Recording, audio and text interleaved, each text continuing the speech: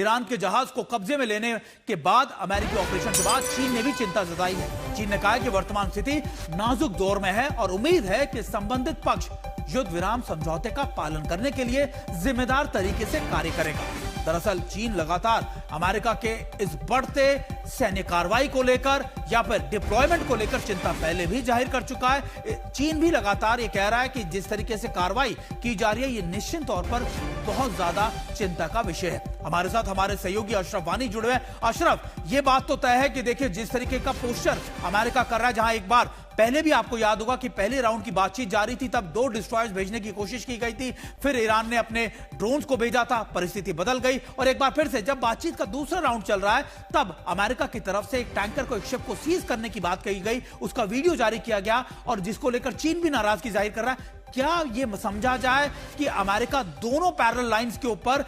Diplomacy भी कर रहा है, अपनी रीइंफोर्समेंट भी कर रहा है और शायद इसी वजह से ईरान को इस बात का डर है कि अगर हम बातचीत के लिए आगे बढ़े तो कहीं ऐसा ना हो कि पीछे से अमेरिका बड़ी डिप्लॉयमेंट कर दे और सरप्राइज अटैक कर दे।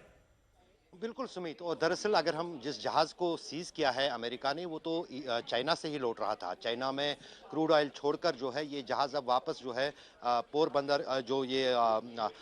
बंदर अब्बास है, वहाँ का सफ़र कर रहा था। और जाहिर है कि कहीं ना कहीं ये हमला जो है सीधे तौर पर चीन को नागवारा गुजरा है और यही कारण है कि उनकी तरफ से भी प्रक्रिया आई है। और दूसरी तरफ जो है कहीं ना कहीं एक जो दबाव है इस पूरी बातचीत या डील करने को लेकर, वो ईरान से ज़्यादा अमेरिका पर है, क्योंकि अगले महीने जो प्रस्तावित बातचीत है चाइना और ईरान अमेरिका के बीच में, उसको भी यहाँ पर मद्देनजर रखा जा रहा है। और ना ही चीन चाहता है कि ये बातचीत युद्ध के माहौल में हो और ना ही अमेरिका। तो जाहिर है कि कहीं ना कहीं जो इस जहाज को निशाना बनाने की बात अमेरिका की नेवी की तरफ से है, वो उसका कहीं ना कहीं कोई संबंध हम चीन के साथ भी देख सकते हैं, क्योंकि चीन से ही ये सफर कर रहा था बंदर अब्बास तक। तो जाहिर है कि कहीं ना कहीं चीन की जो चिंता है इस बात को लेकर वो जाहिर करना, और दूसरी तरफ जो है एक दबाव बनाने की भी कोशिश दोबारा ईरान की तरफ से अमेरिका पर, कि वो कहीं ना कहीं उनमें से उन 10 शर्तों में से कोई शर्त तो माने। खासतौर से स्ट्रेट ऑफ हार्मुज का मामला तभी सुलझ सकता है जब या तो जो पहली शर्त रही है ईरान की तरफ से कि युद्ध में जो नुकसान ईरान का हुआ है उसकी भरपाई कौन करेगा। अगर अमेरिका भरपाई उसकी करने को तैयार नहीं है तो जाहिर है कि टोल जो वहां पर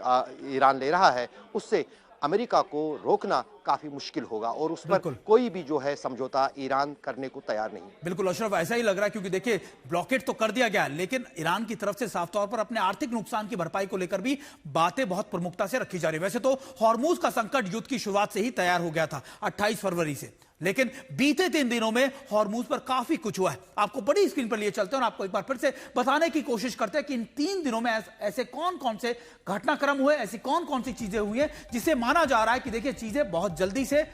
फिर दोबारा से युद्ध के पैमाने पर आकर खड़ी हो गई। अब सबसे पहले अगर आप देखें हॉर्मुज कैसे बढ़ा है तनाव। 17 अप्रैल की अगर बात करें, ईरान की हॉर्मुज को पूरी तरीके से